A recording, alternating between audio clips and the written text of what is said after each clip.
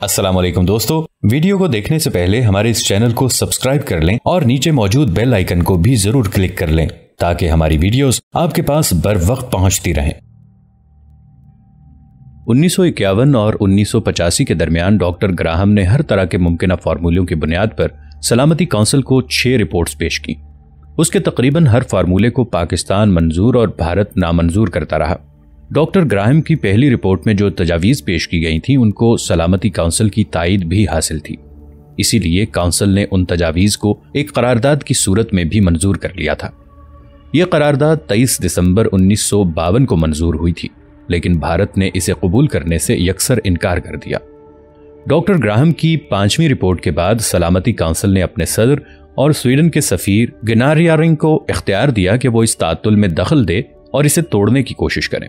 ہندوستان کی نازک مزاجی کا احترام کرتے ہوئے انہوں نے ثالثی کا لفظ استعمال کیے بغیر اسی کے لگ بھگ چند نہایت معقول تجاویز پیش کی۔ پاکستان نے انہیں تسلیم کر لیا لیکن بھارت نے نامنظور کر دیا۔ اس ناکامی کے بعد دسمبر 1957 میں سلامتی کونسل نے دوبارہ ڈاکٹر فرینک گراہم کو اپنا مشن سنبھالنے کی پیشکش کی۔ اس بار انہوں نے 5 نکات پر مبنی ایک نہایت منصفانہ، معتدل اور واجبی تجویز مرتب کی۔ پاکستان نے اس کے 5 نکات کو خوشدلی سے تسلیم کر لیا لیکن بھارت نے اسے مکمل طور پر مسترد کر دیا۔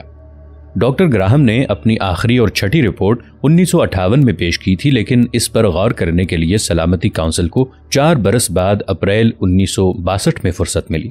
غالباً اس وقت تک بین الاقوامی سطح پر کشمیر کا معاملہ کافی ٹھنڈا پڑ چکا تھا، چنانچہ سلامتی کونسل میں کسی خاص گرمجوشی کا مظاہرہ کیے بغیر آئرلینڈ کی جانب سے ایک نہایت ہلکی اور دھیمی سی قرارداد پاس ہوئی، جس میں فریقین سے درخواست کی گئی تھی کہ وہ سلامتی کونسل کی سابقہ قراردادوں کی روشنی میں باہمی افہام و تفہیم سے اس قضیے کو نمٹانے کی ہر ممکن کوشش کریں۔ لیکن یہ کمزور اور بے اثر سی قرارداد بھی کسی کام نہ آ سکی، کیونکہ سوویت روس نے اسے ویٹو کر دیا۔ یوں بھی ابتدا ہی سے سوویت یونین نے کشمیر کے بارے میں کسی قرارداد پر نفی یا اثبات میں ووٹ ڈالنے سے ہمیشہ احتراز برتا تھا۔ 1965 تک پچھلے 18 سال کے دوران سلامتی کونسل میں کشمیر کا مسئلہ 133 بار زیر بحث آ چکا ہے، کبھی بھارت کی درخواست پر، کبھی پاکستان کی تحریک پر۔ اب کوئی کس منہ سے کہہ سکتا ہے کہ یہ مسئلہ بھارت کا اندرونی معاملہ ہے؟ سوویت یونین جیسی ایک عظیم سپر پاور اس مسئلے کو بھارت کے اندر معاملات میں دخل اندازی کا نام دے کر اپنا ویٹو استعمال کرنے پر اپنے ضمیر کو کس طرح آمادہ کر سکتی ہے؟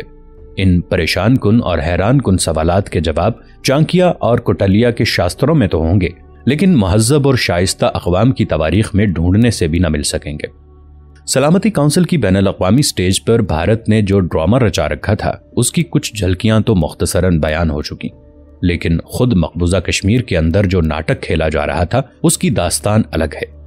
اس المیہ میں شیخ عبداللہ کا اپنا کردار بھی گرگٹ کی طرح بار بار رنگ بدلتا ہوا نظر آتا ہے۔ کشمیر کا مسئلہ جب پہلے بین الاقوامی سطح پر اٹھایا گیا تھا تو بھارتی وفد کے ساتھ شیخ عبداللہ بھی UN گئے تھے۔ پاکستان وفد کے ہمراہ چند ایسے افراد بھی تھے جن کے شیخ صاحب کے ساتھ کسی قدر دیرینہ اور گہرے تعلقات تھے۔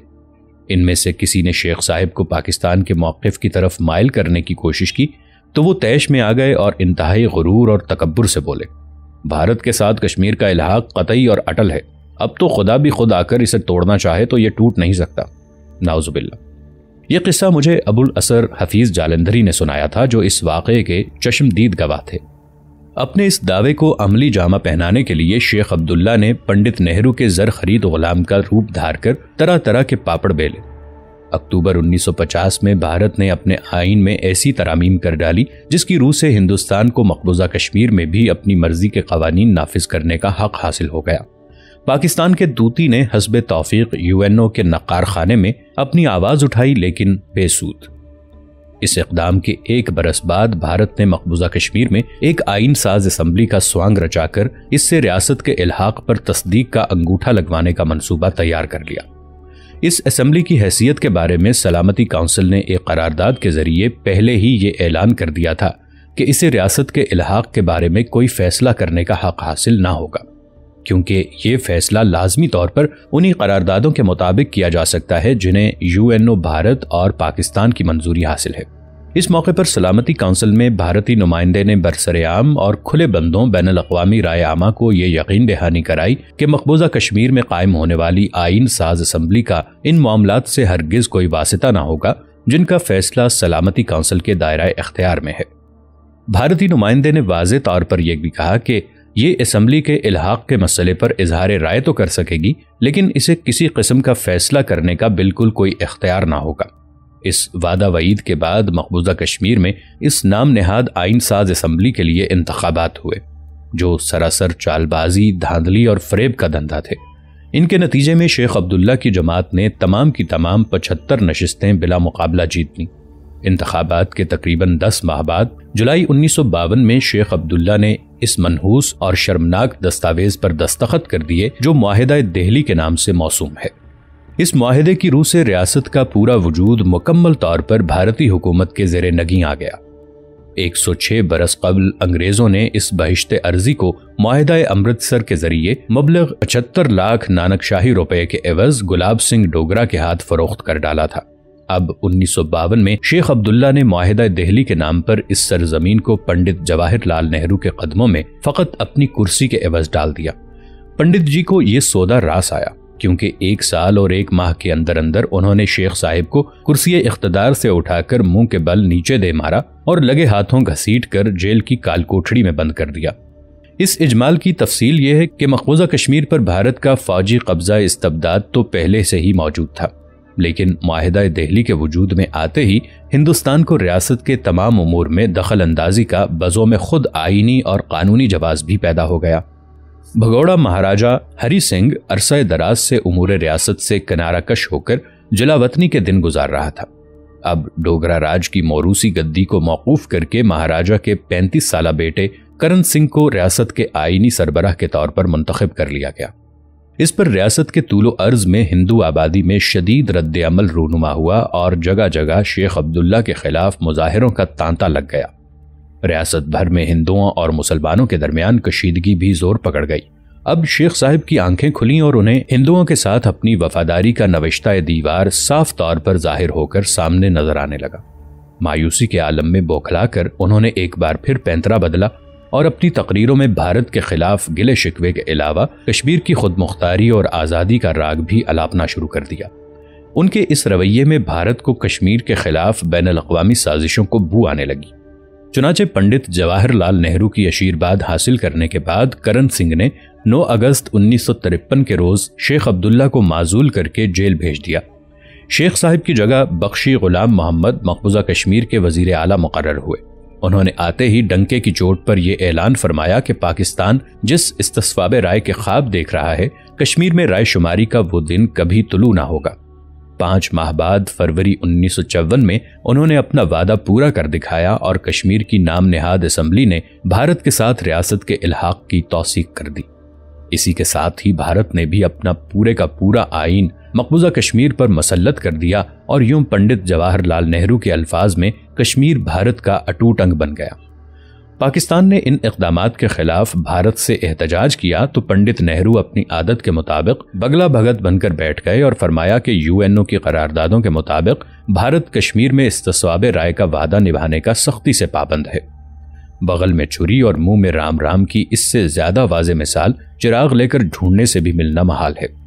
کشمیر کے حوالے سے پنڈت جی کی ایسی بہت سی قلہ بازیوں کا تذکرہ بھی اس کتاب کے ایک دوسرے باب صدر ایوب اور پاکستان کی خارجہ پالیسی میں بھارت کے ذیلی عنوان کے تحت کئی جگہ آتا ہے۔ اردو زبان کا ایک فصیح و بلیغ محاورہ ہے، نہ رہے بانس نہ بجے بانسری۔ اگر آزادی کا بانس شروع ہی میں پوری طرح کشمیریوں کے ہاتھ آ جاتا تو یقیناً پنڈت جواہر لال نہرو سلامتی کونسل، مقبوضہ کشمیر اور پاکستان کے سٹیج پر اپنی منافقانہ ہٹ دھرمی اور دوغلی پالیسیوں کی بنسری بجانے سے محروم رہتے۔